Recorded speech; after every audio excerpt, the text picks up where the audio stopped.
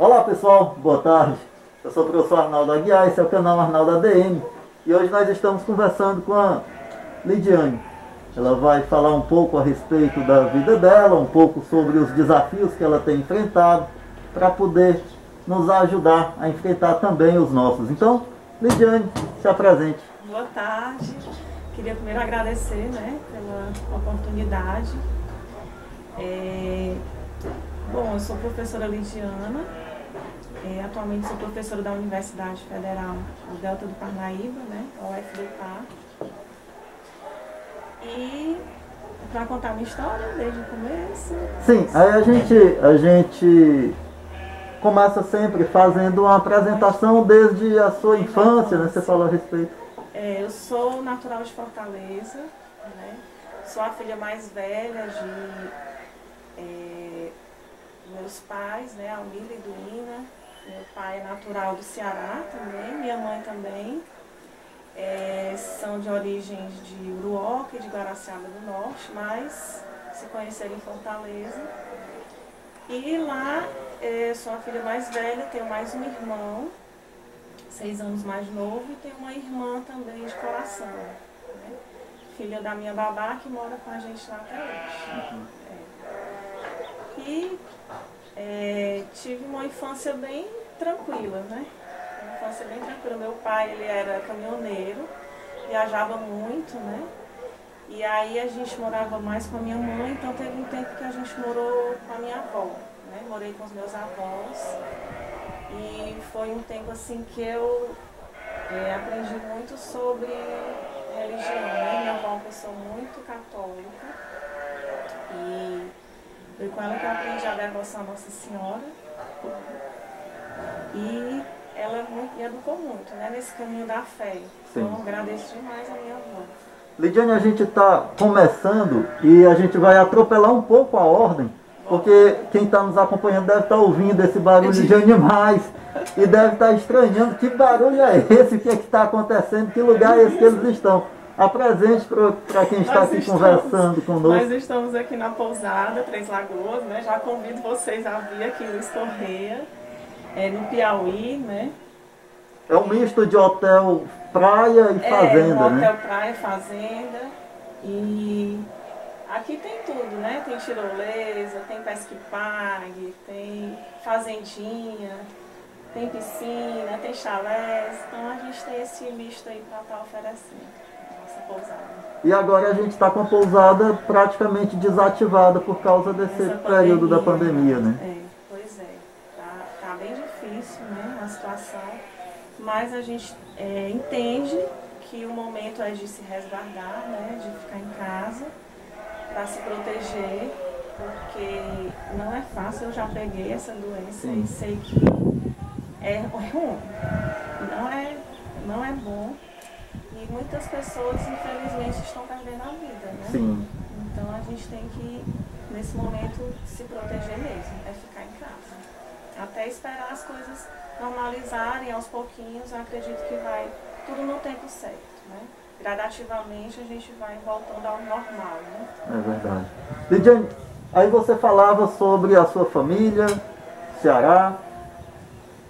Como foi a sua vida escolar? O período, falou da infância, E agora sobre a vida escolar, como é que foi? Isso. Eu estudei em Fortaleza, no colégio de freiras, um colégio só de mulheres, inclusive. Então tive uma educação bem religiosa, mesmo. E depois eu estudei na escola pública, eu fiz escola técnica, que é o Cefet. Eu fiz escola informática industrial na escola técnica. E foi a partir daí que eu já comecei a trabalhar. Comecei a trabalhar com 14 anos de idade. Bem nova e não parei mais. Meu primeiro trabalho foi na Tele Ceará, que era a antiga Telemar, que hoje é companhia de telefones lá no Ceará. E comecei no setor de informática, E fui almejando, fui crescendo nessa área da informática. Trabalhei depois nas farmácias, rede de farmácias, consertando computador, ia E aí vi que eu não gostei desse ramo, né? Não queria informática. Foi quando eu ingressei na universidade, fiz o curso de Ciências Contábeis. Muito pela minha mãe, também minha mãe é formada em Ciências Contábeis, mas ela nunca exerceu, né? Sim. Não trabalhava, né? Ficava em casa. E aí eu quis fazer para honrar minha mãe, né? Digamos assim. E fiz o curso e aí comecei a trabalhar também, né? Eu lembro que eu trabalhei numa padaria, foi meu primeiro estágio da universidade. Trabalhei como caixa nessa padaria. E em Fortaleza, né? Você sabe que o índice lá de assalto é muito grande. E aí, Arnaldo, eu trabalhando lá com o dinheiro, chegou um assaltante, colocou a arma na minha cabeça. Caramba! Foi. Eu sei que eu peguei todo o dinheiro, saí correndo, entrei na salinha do chefe, tranquei a porta, me escondi, escapei de morrer, né? Escapei de morrer com a arma na cabeça. E aí eu prometi pra mim mesma, olha, eu nunca mais quero trabalhar com dinheiro na minha vida. Com dinheiro pegando, né? Sim. Eu quero trabalhar com algo que não seja dinheiro, com ciências contábeis, mas que não seja pegando dinheiro. E foi aí que eu decidi para estudar para concurso, né? Eu queria muito concurso, eu tinha uma tia que ela é concursada do Tribunal de Contas, então eu me inspirava nela, eu achava aquilo muito bonito, a gente ter a nossa independência, né? Ter estabilidade no emprego. E aí foi quando na faculdade eu já despertei para a área pública. E continuando, né? E aí você veio para Parnaíba? Foi, assim, na faculdade, eu conheci o meu esposo que faleceu agora há pouco, né? Na verdade, não foi nem na faculdade. Eu conheci o Paulo na escola técnica. Sim. Eu tinha 15 anos, tinha 14 anos quando eu conheci, né? Ele foi meu primeiro namorado. E a gente namorou 2 anos e aí ele teve que vir embora porque era daqui de Parnaíba. Né? Então, Ele estudava na escola técnica também? Não, ele já fazia faculdade, ele era 8 anos mais velho que eu. Era assédio na época. Eu tinha 14, ele tinha 23. E aí ele veio embora e aquilo eu fiquei muito mal, né? Porque eu não queria, né? Foi meu primeiro amor, meu primeiro tudo. E eu disse, olha, se você terminar comigo, ele disse, eu vou terminar com você, mas um dia eu ainda volto para casar com você. E eu fiquei muito arrasada com aquilo, né? Fiquei muito arrasada. E a gente passou 11 anos afastados. E aí depois a gente se reencontrou no Orkut. Novo. A gente se reencontrou e aí noivamos e casamos. E foi quando eu vim embora de Fortaleza para Teresina. Sim. Ele morava em Teresina na época, né? Era professor lá no Senai. E eu fui de Fortaleza para Teresina, né? Isso em 2007. Em Teresina, eu comecei a trabalhar e aí foi quando eu entrei na área acadêmica, né? Comecei a ser professora no Senai. E aí eu comecei na área de professora e comecei a gostar, né? Mas sempre estudando para concurso. Então eu comecei a dar aula em algumas faculdades lá, particulares. E aí fiz um mestrado lá, né? Nasceu meu primeiro filho, Pedro Paulo, hoje tem 12 anos. E depois nasceu a Ana Lídia. E aí, Arnaldo, quando eu estava lá em Teresina, eu passei no concurso para cá, para Parnaíba, para contadora, para a prefeitura. Sim. Né? Que foi onde nos conhecemos. Não, nos conhecemos na Nassau. Na Nassau, né? isso. Foi. Então eu vim para Parnaíba em 2012, finalzinho de 2012 para 2013. Minto, em 2015, porque eu passei no concurso, mas não fui chamada logo. Fui chamada 4 anos depois, já estava no limite, né? E aí quando eu fui chamada, eu fui trabalhar na prefeitura como contadora, da Secretaria de Educação. E nós moramos em Parnaíba, já na Secretaria de Educação, eu fui chamada para Nassau, para Maurício de Nassau, né? Sim. Teve uma vaga na coordenação do curso de Ciências Contábeis. E aí lá eu almejei carreira, né? Dava aula, profissão. Então comecei a gostar demais dessa área acadêmica, né, me identifiquei muito como professora, onde eu me realizo nessa profissão de ser professora, e abandonei a contabilidade, né? Segui a área acadêmica. E quando eu estava na universidade, na faculdade, na SAL e na prefeitura, apareceu o edital do concurso para professor da universidade. Federal. UFP, né? Federal. Universidade Federal do Piauí. Fiz, passei e estou na universidade. Estou há 2 anos lá. Aí teve que sair da prefeitura e da Tive que sair SAL. dos dois porque ela é dedicação exclusiva. É. E o Paulo? Pois é, o Paulo veio transferido do Senai. E quando ele chegou aqui, ele não para, né? Porque ele tem essa visão empreendedora. Lá em Teresina ele já tinha montado vários negócios, né? Vários empreendimentos, e aí teve que fechar tudo para me acompanhar, né? E quando chegou aqui, ele viu aqui na pousada uma oportunidade. Que né? Na época não era pousada ainda. Não era. Ele só tinha essa casa. Era uma casa, um sítio da família, né? Sim. E ele começava a alugar o sítio, né? Alugava os quartos, e aí começou. Ele disse, eu vou montar uma pousada. E aí não parou mais. Eu sempre tinha muito medo, porque ele era muito ousado, né? Ele era arriscadíssimo e fazia tudo. E hoje eu entendo que ele tinha pressa, né? De viver. Ele tinha muita pressa de viver. E aí hoje eu entendo tudo, porque essa correria dele. E eu acabei tendo que ajudá-lo, né, em algumas coisas, na parte financeira. Mas te confesso que a administração para mim é um desafio muito, muito grande, né? Sim. Administrar é muito grande. Uma coisa é você dar aula, né? Outra coisa é você ver na prática, né? Empreender envolve você ter coragem. Então, você tem que ter muita coragem, né, para empreender. E eu confesso que eu não sou tão corajosa assim, eu sou medrosa, porque eu gosto do meu dinheiro certinho, todo mês, né? Servidora pública, acostumada com contra-cheque. Isso, toda metódica, né? E o empreendimento, ele é sazonal, então tem épocas que dá muito dinheiro, tem épocas que não. Então tem que ter um planejamento financeiro muito grande, como por exemplo, para nessas épocas, a gente está resguardado financeiramente, né? Para poder pagar funcionário, manutenção, é muita coisa.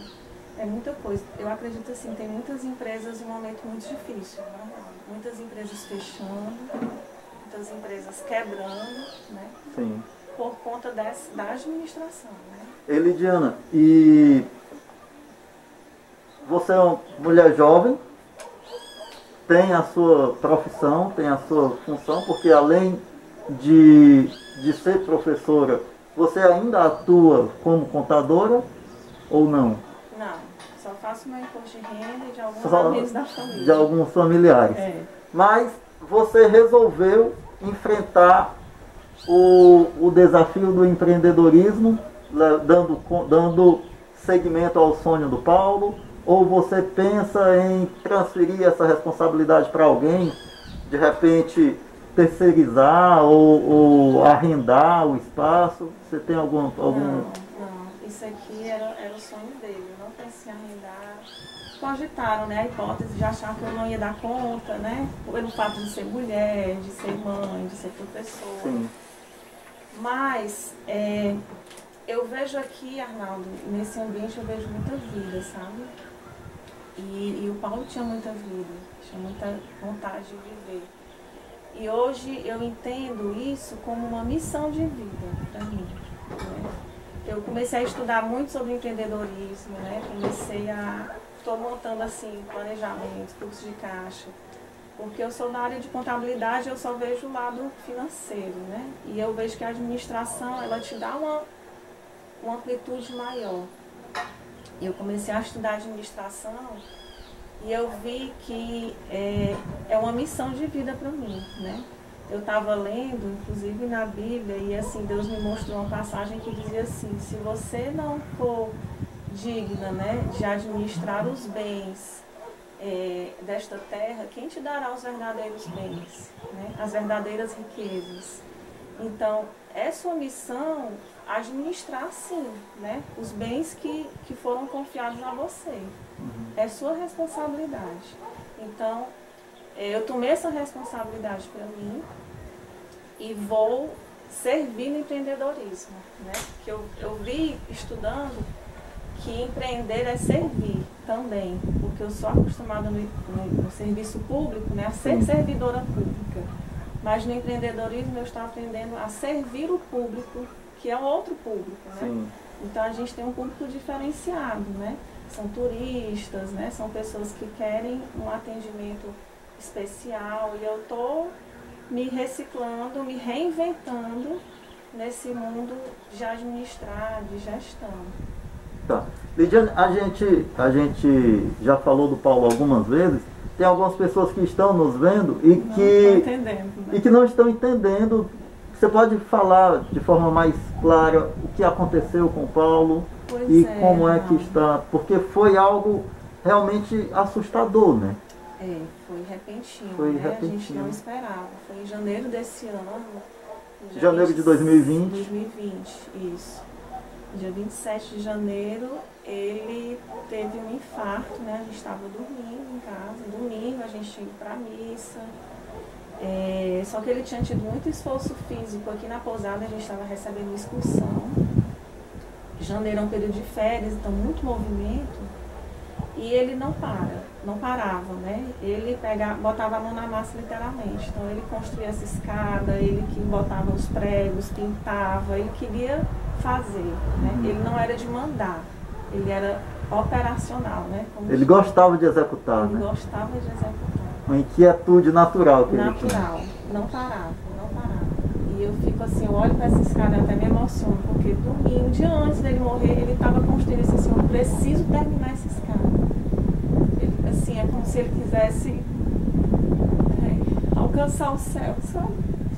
E eu não entendia, pra que tanta correria? Pra que isso, né? E aí domingo à noite a gente foi pra missa, a gente rezou, ele comungou.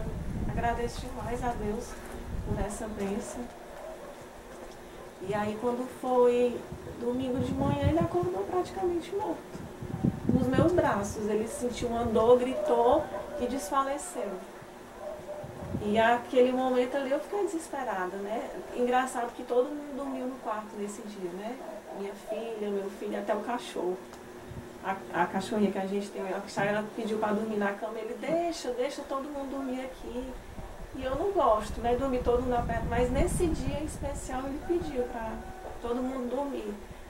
E aí Arnaldo, ele acordou morto. Eu saí desesperada, gritando, chamei meu vizinho que é médico, né? E ele veio, fez massagem cardíaca, né? De imediato ele já voltou, já retornou. Isso volta por volta de 5 horas, né? 5h30 da manhã. Eu lembro que a gente participou do mesmo grupo de oração e você colocou lá que ele tinha infartado, né? Foi. E ele ressuscitou. Ele chamou o SAMU, né? O médico chamou o SAMU e ele teve outra parada. Né? O médico ressuscitou de novo. Quando o SAMU chegou, ele ficou tendo várias paradas.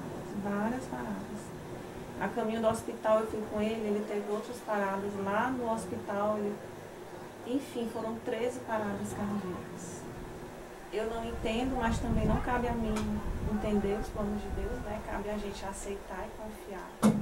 Você, mais do que ninguém sabe, né, disso. Você já perdeu um filho. Inclusive, o Murilo, assim, foi uma bênção, assim, para as nossas vidas, né? A partida dele deixou a gente muito comovido, eu e o Paulo. Eu lembro demais você falando na missa de 7º dia dele, que em tão pouco tempo ele trouxe uma missão, né? Tão grande para você. Eu não entendi aquilo. Como é que em tão pouco tempo um bebê ele trouxe uma missão, né? Se fosse, eu disse para o Paulo, se fosse eu estava desesperada nesse momento. Eu não quero nem imaginar a dor de perder um filho. E o Paulo disse assim, eu também não. E eu lembro que naquela noite, assim, a gente rezou, a gente pediu a Deus, e ele disse assim, a gente precisa mudar com os nossos filhos. A gente tem que aproveitar mais tempo com eles. A gente tem que viver, né, intensamente. Foi assim um despertar, sabe? o Espírito Santo, assim, já estava preparando alguma coisa pra gente. E aí eu peço um pouco licença para poder falar sobre o Murilo, porque eu já falei para alguns amigos, já falei para algumas pessoas, mas agora eu vou contar um pouco para quem está nos assistindo, que o Murilo é um filho que nós temos, eu e minha esposa Mara, e é o nosso segundo filho, a primeira filha é a Mariana, e o Murilo nasceu prematuro, nasceu em dezembro de 2018, no dia 24 de dezembro de 2018. E ele nasceu e já foi direto para a UTI. E nós ficamos numa luta constante. Dos 10 meses de vida que o Murilo teve, ele passou 6 ou 7 internado no hospital, entre Parnaíba e Teresina. E foi uma luta constante. E sempre que eu penso no Murilo, e eu penso no Murilo todo dia, eu não consigo conceber a ideia, por exemplo, Lidiane, de uma pessoa abortar.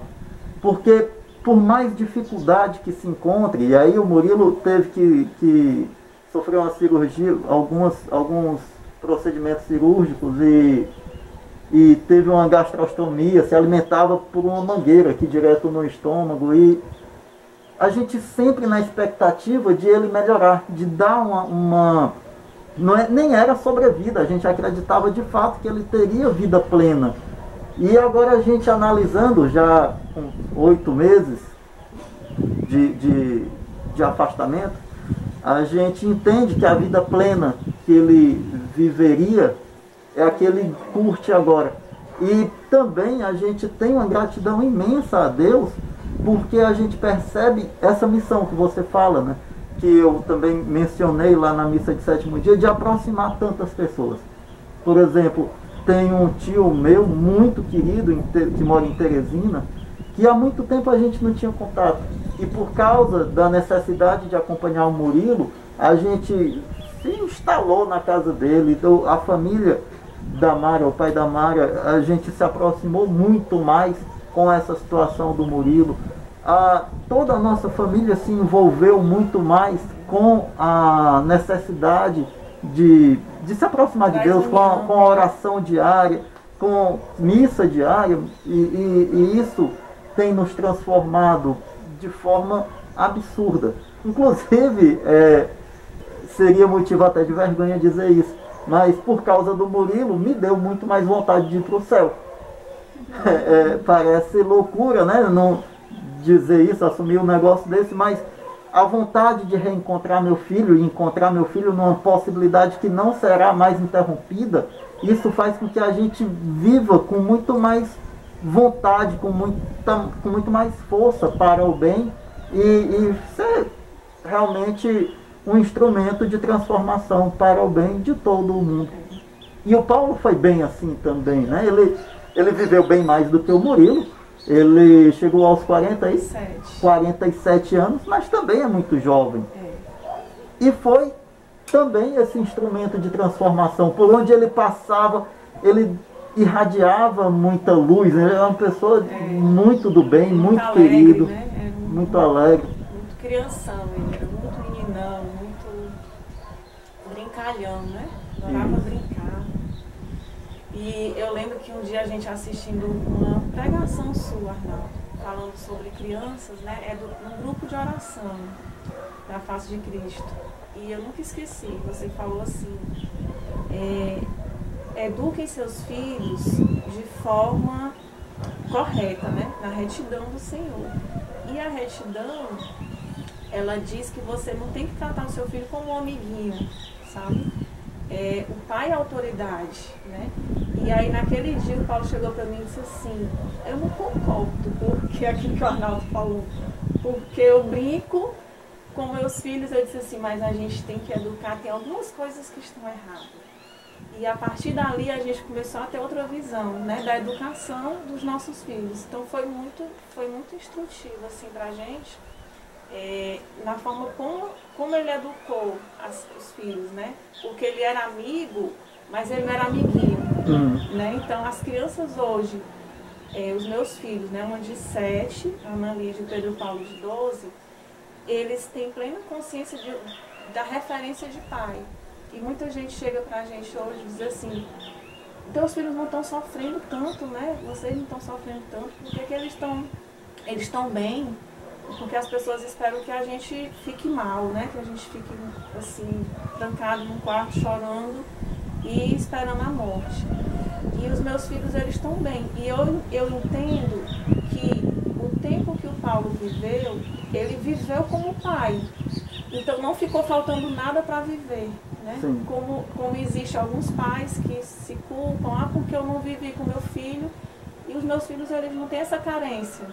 Né? Porque o Paulo brincava de bola, de piscina, ia andar na praia de bicicleta, fazia as maiores loucuras com eles, né? E é isso que eles lembram.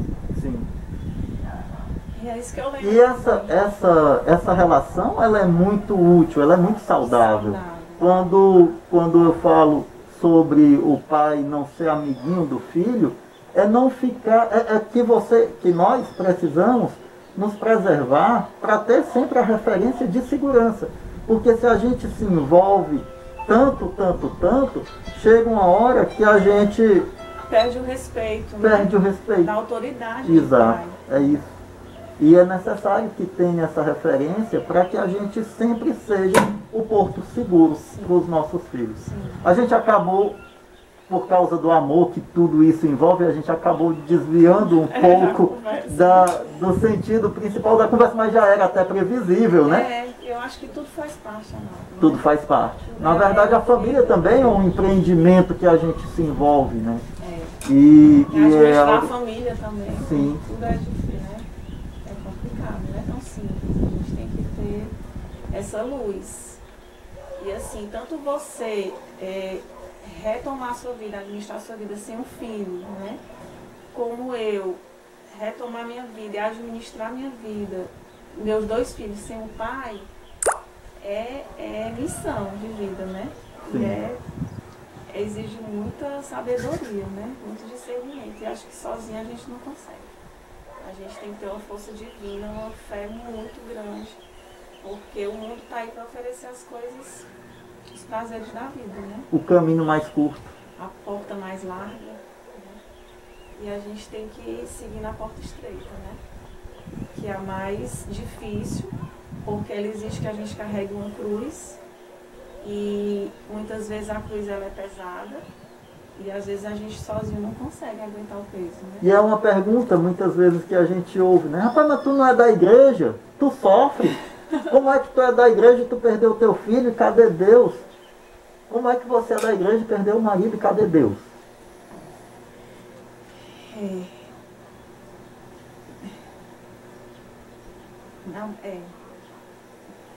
Deus ele tá aqui dentro de mim, sabe? Não. Eu não vejo, tem uma frase que diz assim, nada tá perdido, a gente nunca perde, ou a gente aprende ou a gente ganha. Então eu não perdi o Paulo, né? O Paulo já fez a passagem dele antes de mim, né? Ele cumpriu a missão dele aqui na terra e agora ele vai cumprir no céu.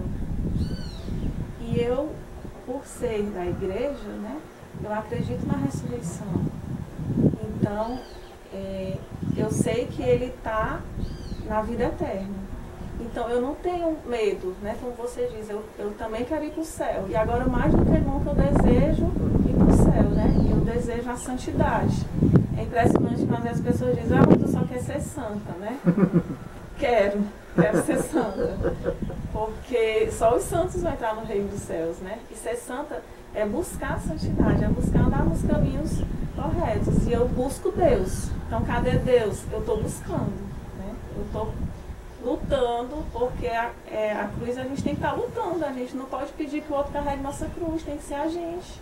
Para a gente chegar no céu, a gente tem que carregar essa cruz, né? E Deus está exatamente nos auxiliando, iluminando o caminho que a gente deve seguir, porque se a gente tentar carregar essa cruz sozinho, a gente vai tropeçar.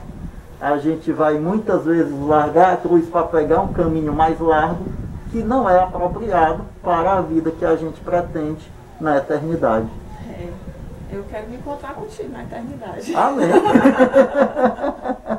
Amém. Um dia nós estaremos todos no céu já, encontrando o Murilo, o Paulo e todos que se foram nessa pandemia, né? Não, Sim, tanta gente. Muita gente. Esse ano não está fácil.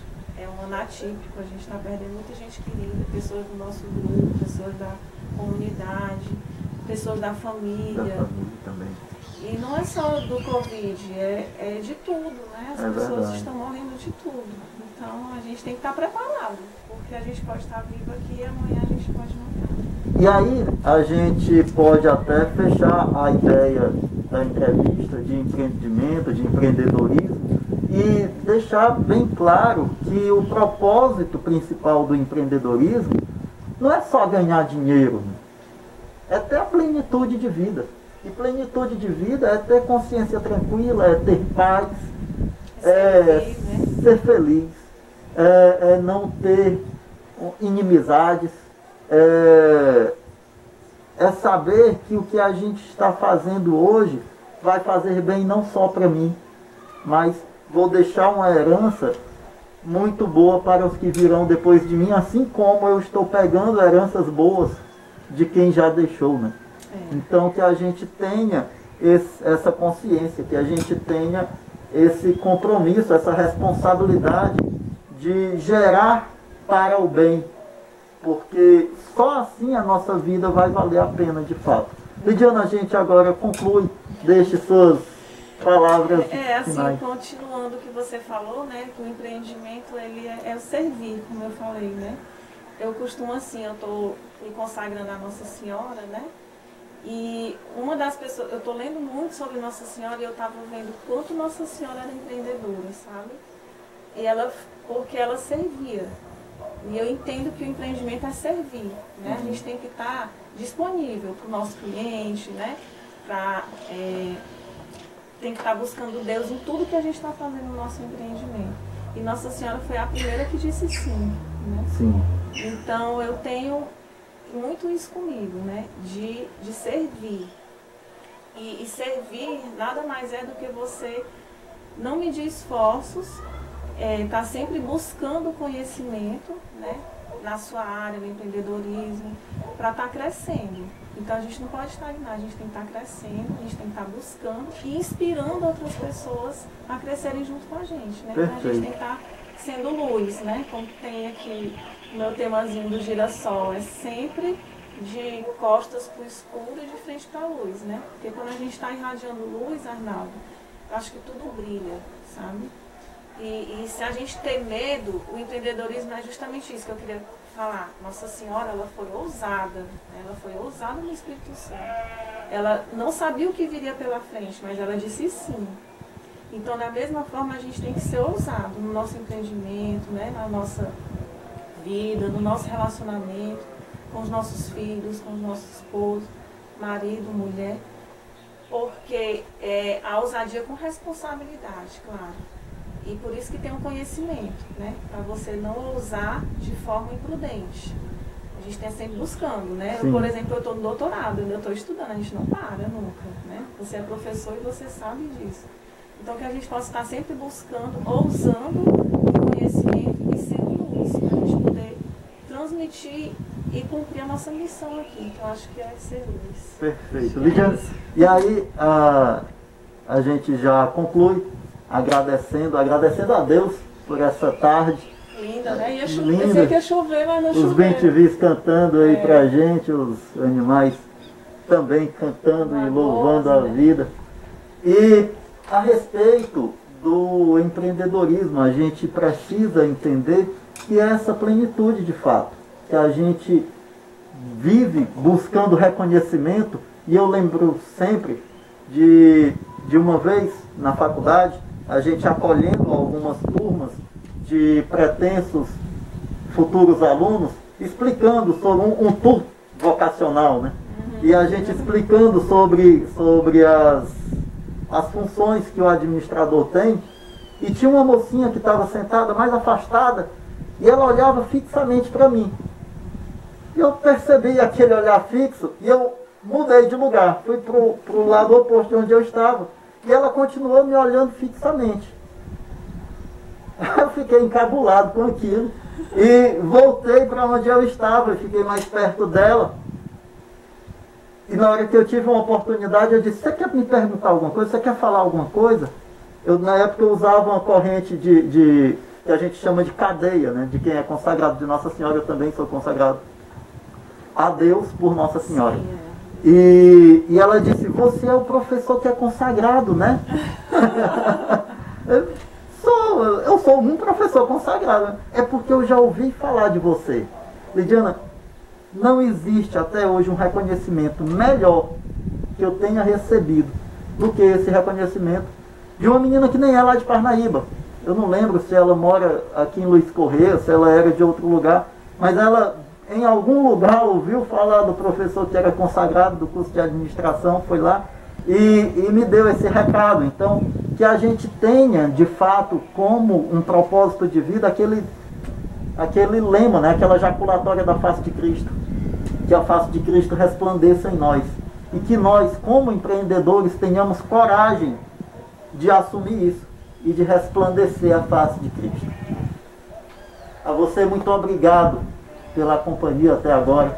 Se você ainda não se inscreveu no nosso canal, se inscreva. Dê o like na entrevista, compartilhe com seus amigos. Muito obrigado a Deus, a você, a Deus, ao Gilvan que está conosco, a Lidiana que abriu o espaço. Por esse canal, né, que eu estou achando assim maravilhoso. Cada entrevista que é feita a gente vai aprendendo, né? Um projeto muito rico, Arnaldo. Parabéns, viu? Muito obrigado, Lidiana. Fique com a paz de Deus e vamos botar para gerar.